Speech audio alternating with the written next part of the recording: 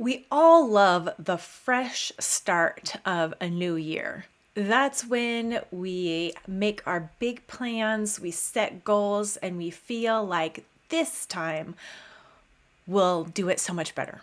What if every day was like that new year? We can harness that power and excitement of a fresh start every day when we give ourselves a daily sized, daily repeated plan, a fresh start plan every morning.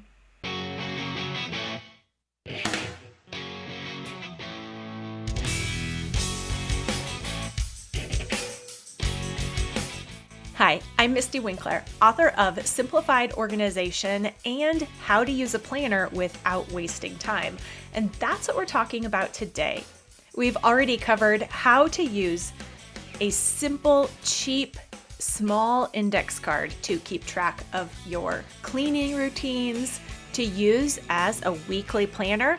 And today we're going to talk about using one index card every single day to make a daily plan that works. The daily card is one of my go-to tactics when I'm talking to any mom who laments about how long her list is and how little she gets done on that list.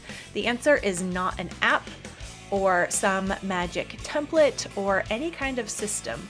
The magic is focusing in on what matters most and letting the small things fill in around what matters. And a daily card is a way not just to pick what matters, it's a way to figure out through the practice how to discover what matters each day. So let's talk about this daily card. Grab a basket of laundry to fold and let's dig in.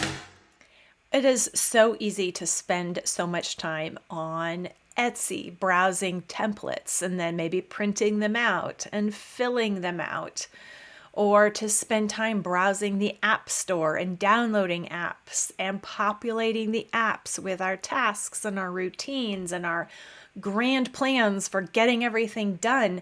We can spend so much time setting things up and then never follow through on them. The problem is not that plans don't work for us. The problem is the way that we're going about planning and what we think those plans are going to be doing for us. What I love about the daily card, a fresh to-do list every single day with only 3 items on it, is that through continual practice with a fresh start every morning, we actually begin to learn by experience within our own lives what is most important to us in our current season and with our current responsibilities. It's not something we make up. It's something we recognize and write down so that we can keep it front and center in front of our face. And that's why an index card makes a great daily planner. The reality is that we can't get everything done in a day. We should stop trying. What's most important is that we get the most important things done each day. And the daily card is how we do that. So here's an example daily card. This is my top 3 for today. It is March 19th when I'm recording this. I always write the date up at the top of my daily card because I need to practice. I need to keep track of what day it is. And one way that I do that is by writing it out every day, and then it's in front of my face as well. So on the top, I have the date. On every homeschool day, homeschool is one of my top 3 for the day because that is my primary responsibility, my most important thing to have happen. It takes a chunk of my day, and I can't get other large things done. It has to take up that space for me. And so I recognize that, allow for it, account for it on my daily card. And then when I do it, I recognize, hey, I actually did what was most important today. So homeschooling goes on my daily card. If you watched the previous video about the a weekly plan on an index card. I talked about making a weekly top 3, which also has homeschool on it. Well, what goes onto the daily card is influenced by what's on the weekly card. If I'm going to homeschool this week, I have to homeschool today. If I am going to finish my book club books, that means time has to be spent doing that each day. Today is one of my book club readings, so I have to finish that book. So that's one of my important things that makes it onto the daily card today. Then also, today is my day for recording videos. So here we are. Now, an index card is plenty big for keeping track of way more. In fact, when I first started this daily card, I did not believe that 3 was enough. I had so many more things than 3 to do in a day that it didn't seem like that was going to cut the mustard. And so I would actually fill out 9 items every day. I had columns and rows, and I loved that daily card, but I was overthinking it and overcomplicating it. And when I finally disciplined myself to choosing the top 3 in a day, I found it to be such a much more effective practice in identifying my priorities and sticking to them, focusing in, zeroing in on what's important.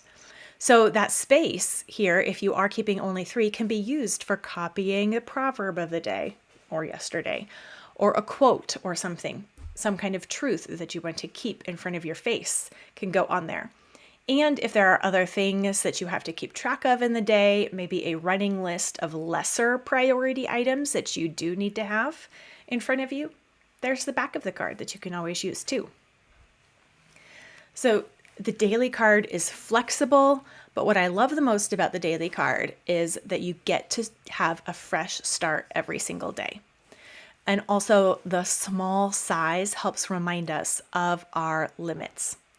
In fact, I moved to an even smaller daily list than the index card when I finally did discipline myself to choosing only 3, such that now I can fit my daily card on a weekly dashboard the size of an index card. Because if I really am choosing only 3 things, that can fit on a teeny tiny mini Post-it.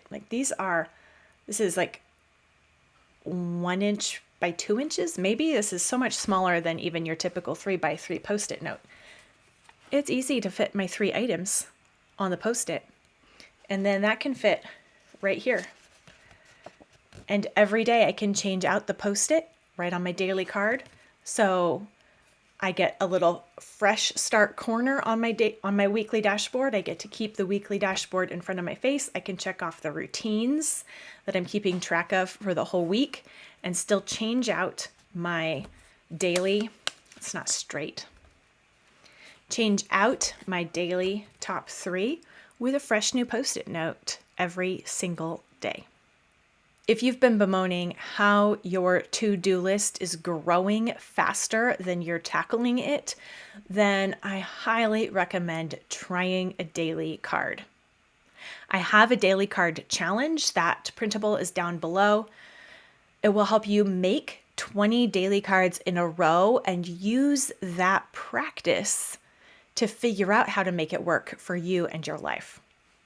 And stay tuned for more interviews about the daily card, for more hacks about using index card as the only real planner you need, so that we can organize our attitude first and then get the right things done. Check out those show notes for the free daily card challenge, which will walk you through this process using whatever format you would prefer. You could even try them all, 1 per day, until you figure out which one you like more. It's very adaptable, very flexible. But if you're making a brand new plan every single day or even every week, if you're using an index card to track your cleaning routine, you might end up with a stack of used index cards. And then what? What do you do with a used plan? How do you make sure your index cards don't get lost, trampled on, spilled and covered with coffee? That's what we're going to talk about in the next video. So stay tuned.